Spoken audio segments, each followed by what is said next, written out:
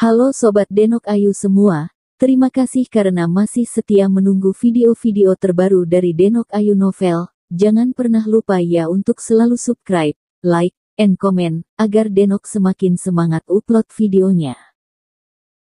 Menantu terbaik bab 650 tetap baik-baik saja.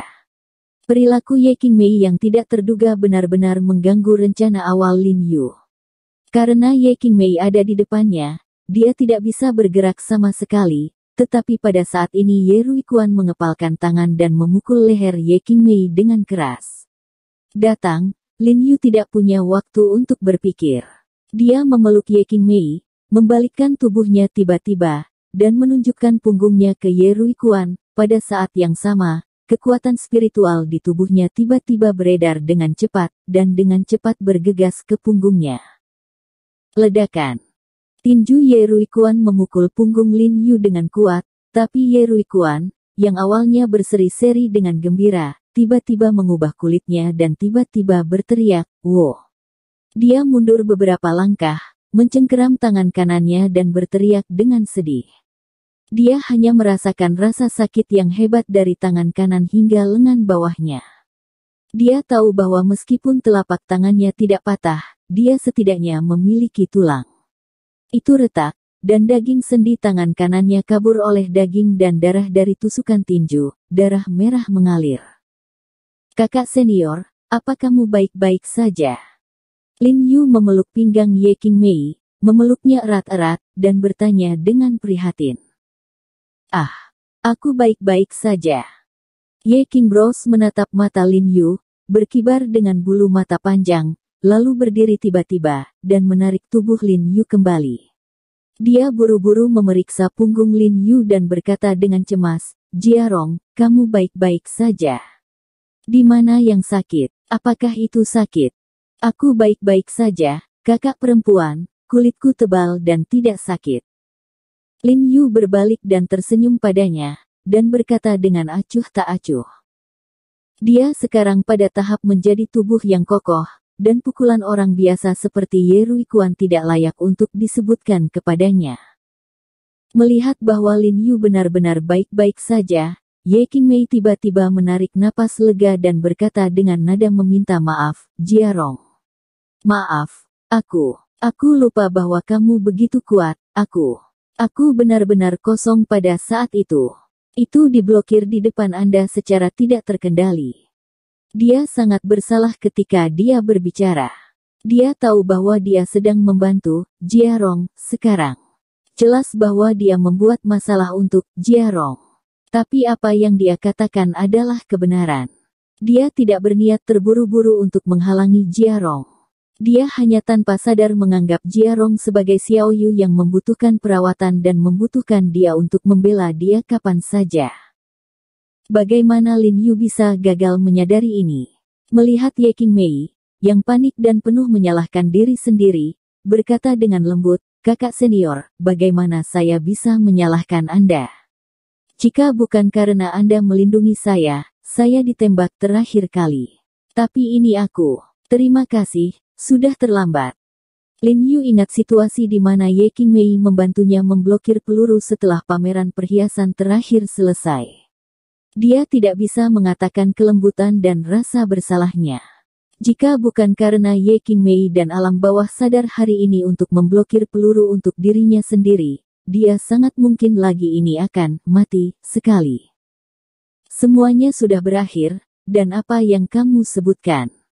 Ye Qingmei dengan lembut menggelengkan kepalanya, dan menundukkan kepalanya dengan malu-malu. Menggerutu. Gao Zishan melihat Lin Yu dan Ye Qingmei menggoda dan mengutuk, wajahnya yang marah bengkok, tapi dia masih tidak memiliki perasaan di kakinya, dan dia tidak bisa bergerak ketika dia berlutut di tanah. Dia berbalik dan melihat darah di tangan putranya. Semuanya putih, dan berteriak dengan cemas, "Kuaner, bagaimana denganmu Kuaner?" "Aku baik-baik saja, Bu." Ye Ruikuan mengertakkan giginya, lalu menatap Lin Yu dengan ekspresi panik, dan berkata dengan kejam, "Bocah bau, kamu menipu, apa yang kamu kenakan di pakaianmu?" Ketika dia memukul Lin Yu sekarang, dia merasa seolah-olah dia telah menabrak pelat besi. Tidak ada untuk dipakai, itu makananmu. Lin Yu menatapnya dan berkata dengan ringan. Sial, kamu tunggu. Ye Ruikuan mengutuk Lin Yu, lalu berbalik dan berlari ke dalam rumah dengan cepat. Tidak sebentar, Ye Ruikuan berlari keluar lagi dengan pistol abu-abu perak di tangannya. Tidak jarang generasi kedua yang kaya seperti dia melihat revolver asing. Sialan, kalian berdua akan berlutut untuk Lao Su sekarang, atau aku akan menghancurkanmu. Ye Ruikuan secara paksa menahan rasa sakit di tangan kanannya, dan sambil mengisi pistol dengan peluru, dia dengan kejam meneriaki Lin Yu dan Ye Qing, kata-katanya penuh percaya diri. Gao Zishan melihat putranya mengeluarkan pistol, sedikit kesombongan tiba-tiba muncul di wajahnya, dan dia mengutuk Lin Yu dan Ye Qing Mei, kalian berdua keturunan liar, biarkan aku mendengarkan. Jika kamu tidak ingin membuat masalah besar, tolong biarkan aku bangun. Dan beri aku 3 pukulan. Aku akan membiarkan putraku melepaskanmu. Ketika Ye Qing Mei melihat pistol di tangan Ye Ruikuan, kulitnya tiba-tiba berubah. Satu tangan dengan erat menggenggam lengan Lin Yu dan tampak gugup. Dia tahu bahwa pistol ini bukan lelucon. Jia Rong, hanya lebih kuat. Mungkin tidak bisa bersembunyi dari pistol ini. Lin Yu menepuk tangan Ye Qing Mei dengan lembut untuk memberi isyarat agar dia tidak gugup, dan kemudian menatap Ye Ruikuan dengan dingin, dengan wajah penuh kecerobohan. Dengan jari kakinya, dia mengambil batu kecil seukuran bola pingpong dari sisi tanah dan bergegas menuju Ye Ruikuan. Dia berkata dengan lemah, jika kamu ingin menjadi cacat seumur hidup, tembak saja. Otakmu sakit, kan? Pistol ada di tanganku, kamu mungkin orang yang cacat seumur hidup. Otot-otot di wajah Ye Ruikuan melonjak, dan kemudian tiba-tiba mengangkat pistol di tangannya dan mengarahkannya ke Lin Yu, dengan jari telunjuknya dipelatuk, membuat isyarat untuk menembak. Pada saat ini, mata Lin Yu tiba-tiba dingin, dan dia dengan erat meremas batu di tangannya, dan ketika dia memutar pergelangan tangannya, dia akan melempar batu itu. Berhenti. Aku mendengar kemarahan tiba-tiba dari luar halaman saat ini, dan kemudian aku melihat Ye Sangzong dengan setelan hitam bergegas masuk dari pintu, mengambil pistol di tangan Ye Ruikuan, dan kemudian menjabat tangannya ke arahnya. Anak laki-laki itu menamparkan wajahnya, dan mengumpat dengan marah, brengsek, yang membuatmu begitu kasar kepada Tuan He.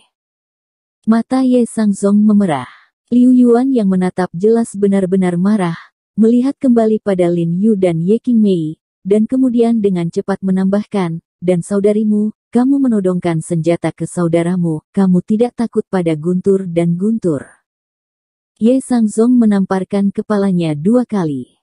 Ye Ruikuan menciutkan kepalanya dan mengertakkan gigi tanpa berani berbicara. Terlihat bahwa dia masih takut pada ayahnya.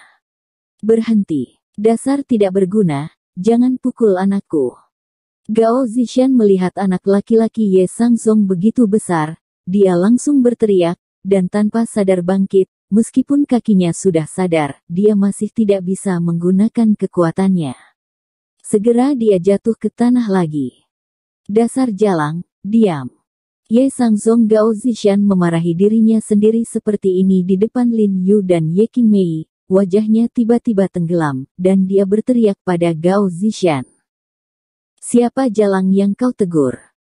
Gao Zishan mendengar bahwa Ye Sangzong memarahi dirinya sendiri dengan kata-katanya memarahi ibu Ye Qing Mei, dan wajahnya yang marah berubah menjadi hijau.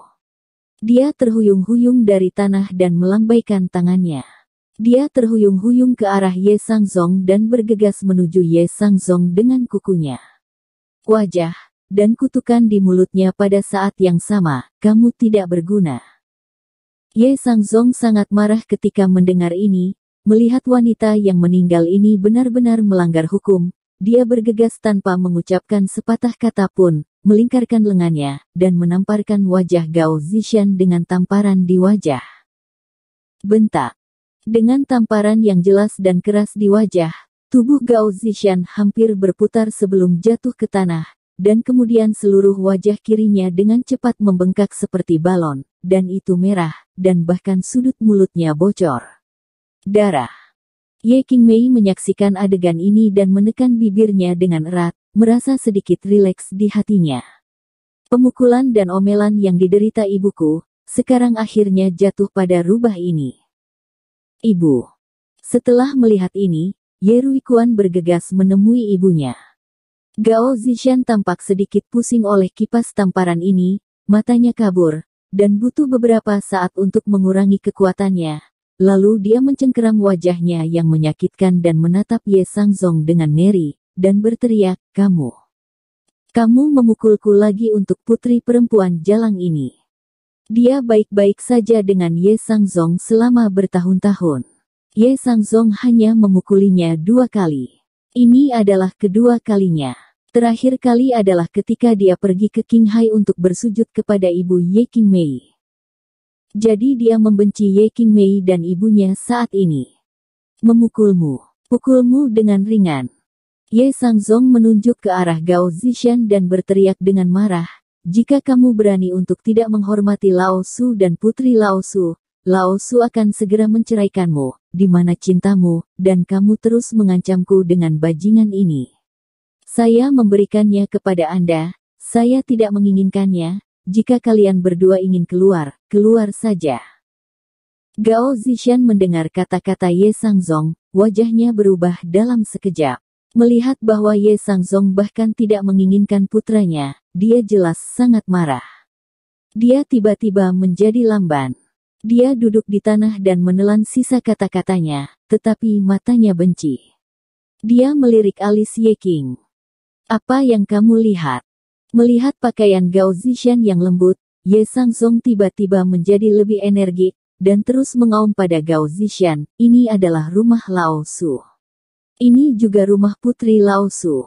Ketika Qingmei ingin datang, dia akan datang kapanpun dia mau. Bukan giliranmu untuk berada di sini.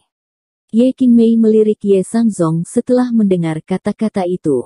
Meskipun dia tahu bahwa Ye Sangzong sengaja untuk menyenangkan dirinya sendiri, dia masih merasa sangat nyaman di dalam hatinya. Setidaknya dia menekan arogansi Gao Zishan. Lin Yu mengangkat alisnya dan melirik ke arah Ye Sangzong, cukup terkejut, bertanya-tanya apakah Ye Sangzong ini benar-benar menyesal. Dia bahkan tahu untuk berbicara mewakili putrinya. Gao Zishan memiliki wajah yang serius dan tidak berbicara, membiarkan Ye Sangzong berpura-pura dipaksa karena dia takut Ye Sangzong akan menceraikannya karena marah.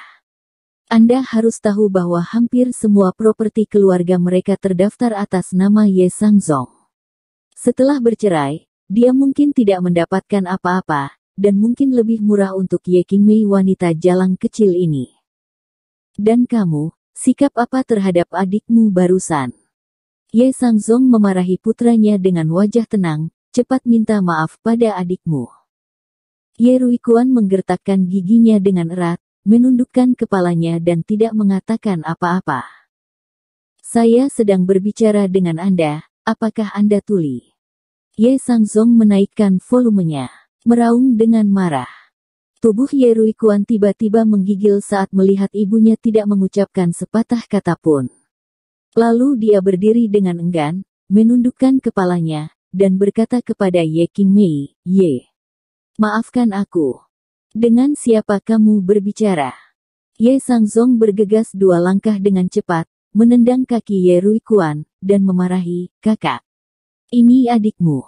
Ye Ruikuan menggelengkan kepalanya dan berbisik, kakak. Lupakan. Ye Qingmei memotongnya dengan dingin, dan berkata dengan sungguh-sungguh, aku ada di dunia ini, dan ibuku adalah satu-satunya kerabat. Ekspresi Ye Sangzong langsung berubah ketika dia mendengar kata-kata ini, dan dia tahu bahwa kata-kata Ye Qingmei sengaja diucapkan kepadanya. Dia tiba-tiba berubah menjadi hijau dan putih, dan berbisik dengan malu-malu, Qingmei, ayah tahu itu salah, ayah kasihan padamu dan ibumu, selama 2 tahun terakhir. Aku telah merenungkannya, maukah kamu memaafkanku kali ini? Ye Qingmei mencibir dan berkata dengan dingin kepada Ye Sangzong, ibuku dan aku telah menderita selama lebih dari 10 tahun. Jika kamu tahu bahwa kamu salah, tidak ada yang akan terjadi. Mengapa, ibuku dan aku ada di mata kamu? Itu benar. Apakah itu sangat tidak berharga? Ya, apa yang kamu katakan adalah bahwa aku bukan manusia. Aku berhutang budi padamu ibu dan anak. Ye Sangzong menunduk dan berkata dengan wajah penuh penyesalan, jadi, saya tidak akan menelepon Anda sekarang, saya ingin menghubungi Anda untuk mengirim abu ibumu, dan biarkan dia jatuh ke akar. Ye Qing mengatupkan mulutnya dengan erat dan tidak berbicara, jika ibunya tidak mengingat bajingan ini sebelum kematiannya, dia tidak akan pernah mengirim abu ibunya kembali. Qing Mei, kembalilah kali ini, jangan pergi, tinggallah di rumah, ayah pasti akan memberi kompensasi padamu. Ye Sangzong mengangkat kepalanya dan berkata dengan sungguh-sungguh kepada Ye Qing Mei, aku tahu, aku berhutang budi pada ibumu, dan aku tidak akan pernah bisa menebusnya dalam hidup ini. Oleh karena itu, aku berharap kamu bisa memberi ayah kesempatan sehingga aku bisa melakukannya dengan baik untuk ibumu. Jaga dirimu, mohon saja sebagai ayah, tetaplah, oke. Melihat Ye Sangzong dan Ye Qing Mei menunduk untuk mengakui kesalahan mereka, Lin Yu sangat senang untuk Ye Qing Mei dan ibunya, tetapi ketika dia mendengar bahwa Ye Sangzong ingin Ye Qing Mei tinggal, dia merasa seperti ditusuk dengan jarum. Melihat Ye Qing Mei, dia tidak tahu bagaimana dia akan menjawab. Bersambung. Terima kasih sahabat Denok yang sudah mendengarkan video ini.